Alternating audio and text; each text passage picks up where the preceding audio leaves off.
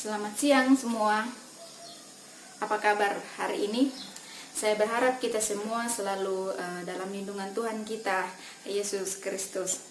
Mari dengan hati yang bersuka cita kita membaca firman Tuhan dan merenungkannya dari kitab Roma pasal 11 ayat 1 sampai 2a, kemudian disambung ayat 29 sampai 32. Lembaga Alkitab Indonesia memberi judul Sisa Israel dan Penyelamatan Israel. Maka aku bertanya, adakah Allah mungkin telah menolak umatnya? Sekali-kali tidak. Karena aku sendiri pun orang Israel dari keturunan Abraham, dari suku Benyamin. Allah tidak menolak umatnya yang dipilihnya, sebab Allah tidak menyesali kasih karunia dan panggilannya. Sebab sama seperti kamu dahulu tidak taat kepada Allah, tetapi sekarang beroleh kemurahan oleh ketidaktaatan mereka.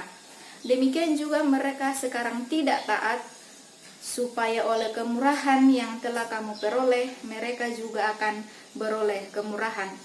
Sebab Allah telah mengurung semua orang dalam ketidaktaatan, supaya Ia dapat menunjukkan kemurahannya atas mereka semua. Amin. Bapak, Ibu, Saudara, dari keseluruhan pembacaan kita pada saat ini diberi satu tema, yaitu hidup dalam kerukunan dan kedamaian. Saya yakin dan percaya bahwa kita semua pasti menginginkan yang namanya hidup rukun dan damai. Karena hidup rukun dan damai ini adalah suatu situasi di mana tidak ada perang, tidak ada permusuhan.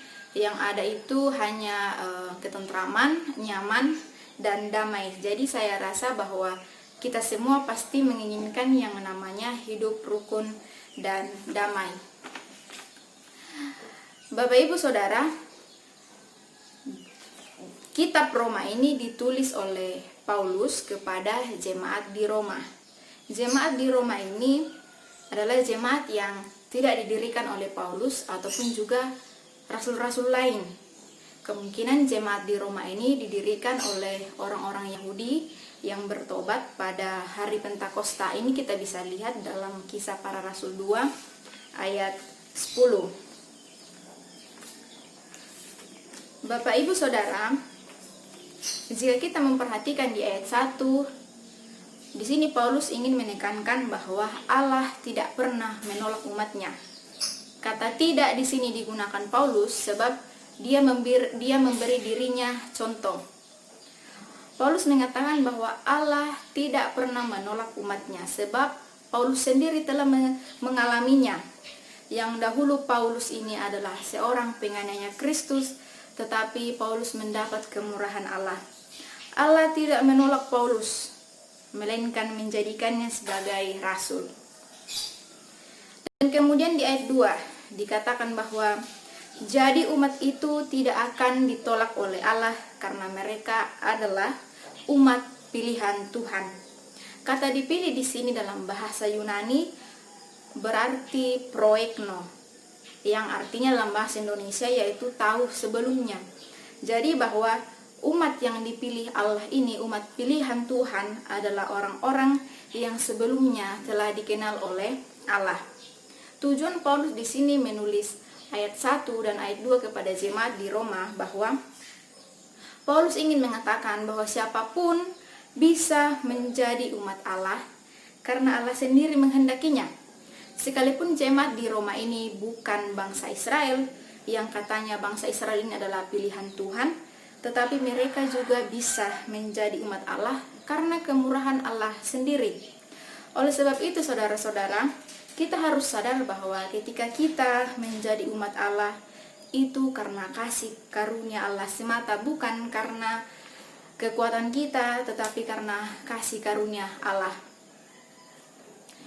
Kemudian jika kita melihat di ayat 29 sampai 32, yang saya mau katakan di sini bahwa rencana Allah itu menyelamatkan. Mengapa demikian? Karena di sini Paulus dengan jelas menegaskan bahwa Allah tidak pernah menyesali kasih karunia yang telah diberikannya kepada umatnya.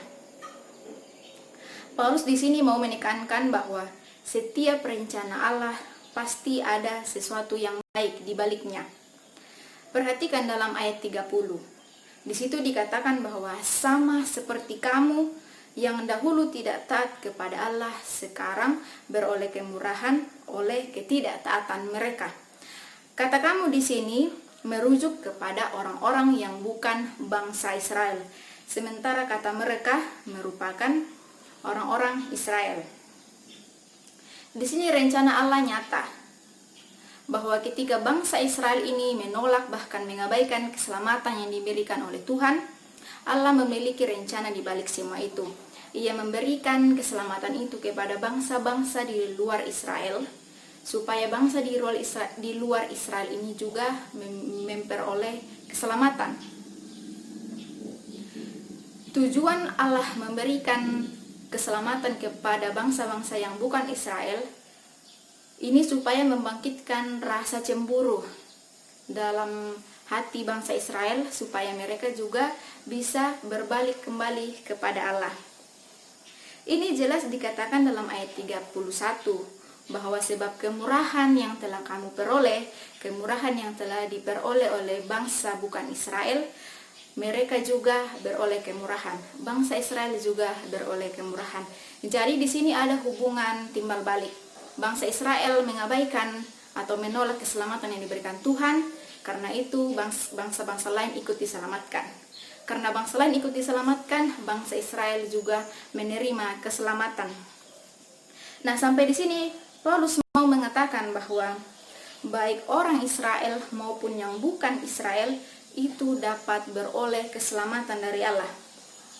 Tetapi perlu dicatat bahwa karena kita semua ini adalah umat pilihan Tuhan, jadi tidak ada lagi alasan bahwa menyombongkan diri, bahwa merasa di atas, dia lebih di atas daripada orang lain. Tapi mari kita semua saling menghargai, tidak saling menyombongkan diri, karena kita semua ini adalah umat pilihan Tuhan. Keselamatan telah ditawarkan oleh Tuhan kepada seluruh bangsa, bukan hanya kepada bangsa Israel.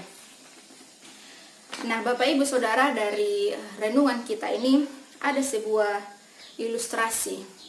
Ilustrasi itu mengatakan demikian, bahwa di dalam sebuah rumah ada dua orang anak laki-laki. Yang satu bernama Jain, yang merupakan anak kandung, dan yang satunya lagi bernama Roy. Roy ini merupakan anak adopsi. Suatu hari, sang ayah ingin membelikan baju untuk Jain. Tetapi apa yang terjadi, saudara? Jain ini tidak mau menerima baju pemberian ayahnya, bahkan mengabaikan baju itu. Akhirnya sang ayah memberikan baju ini kepada Roy. Melihat apa yang dilakukan oleh sang ayah, Jain akhirnya cemburu. Dia pun kembali bersikap baik kepada ayahnya dengan maksud supaya ayahnya juga mau memberikan baju baru kepada Jain. Karena sang ayah ini sangat mengasihi Jain, maka sang ayah pun membelikan baju juga untuk Jain. Di sini terlihat bahwa sikap sang ayah ini tidak membedakan, biarpun anak kandung ataupun anak adopsi, sang ayah tetap mengasihi mereka berdua. Nah, saudara-saudara, dari ilustrasi ini dapat kita lihat bahwa sekalipun kita ini bukan bangsa pilihan, bukan bangsa Israel, tapi kita juga menjadi bangsa pilihan umat Tuhan karena Tuhan sendiri menginginkannya. Kita menjadi umat pilihan Tuhan bukan karena kebaikan kita atau kekuatan kita, melainkan karena kasih karunia Tuhan. Tuhan ingin menyelamatkan kita semua. Nah, Bapak Ibu Saudara, sebagai bangsa yang merdeka, kita tidak hanya perlu menikmati kemerdekaan ini yang telah kita peroleh, tapi mari kita lihat proses kemerdekaan ini terjadi. Kemerdekaan ini terjadi diawali dengan penjajah masuk ke Indonesia, menjajah bangsa Indonesia, tetapi juga bersamaan dengan itu misionaris datang. Misionaris datang memperkenalkan Yesus, sehingga kita bangsa Indonesia dapat mengenal Yesus. Kita mengenal Allah dalam rupa Yesus Kristus, berarti kita juga mendapat keselamatan dari Allah. Jadi apakah boleh dikatakan bahwa bangsa Indonesia juga ini adalah umat pilihan Tuhan? Bisa saudara, sebab umat menjadi umat pilihan Tuhan ini adalah kehendak Tuhan sendiri. Tuhan ingin menjadikan kita sebagai umatnya. Karena itu, sebagai respon kita terhadap keselamatan yang telah ditawarkan oleh Tuhan, mari kita semua mengupayakan hidup rukun dan damai, sebab semua bangsa telah menerima kemurahan Allah. Sebab itu tidak ada lagi alasan untuk saling menyombongkan diri, melainkan mari kita usahakan hidup rukun dan damai. Bagaimana cara mewujudkan hidup rukun dan damai ini, saudara-saudara? Mari kita mulai dengan diri kita sendiri. Bagaimana caranya? Mari kita mengucap syukur atas apa yang terjadi dalam hidup kita sendiri. Kita mau menerima kehidupan kita, maka dari situ kita akan berusaha untuk menjadi baik di lingkungan kita masing-masing. Keselamatan ini telah diberikan oleh Allah bukan hanya kepada bangsa Israel. Pertanyaan untuk kita semua, Bapak Ibu Saudara, apakah kita mau menerima keselamatan yang telah ditawarkan oleh Allah? Pertanyaan ini mari kita renungkan bersama-sama bahwa keselamatan ini telah diterima oleh semua bangsa. Jadi mari kita merespon keselamatan yang diberikan Allah ini dengan hidup rukun dan damai. Sebab hidup rukun dan damai ini, Bapak Saudara, banyak manfaatnya. Di antara lain bahwa komunikasi kita dapat berjalan dengan baik, hidup kita menjadi aman dan tentram, dan kita bisa mempererat tali persaudaraan. Mari kita merenungkan bersama keselamatan yang telah ditawarkan oleh Allah ini, dan mari kita terapkan, mari kita aplikasikan keselamatan yang telah kita peroleh ini dalam kehidupan kita sehari-hari. Bapak Ibu Saudara, demikian jauhlah perenungan kita. Baiklah Tuhan sendiri yang memampukan kita sebagai pelaku firman dalam kehidupan kita masing-masing. Tuhan Yesus memberkati. Amin.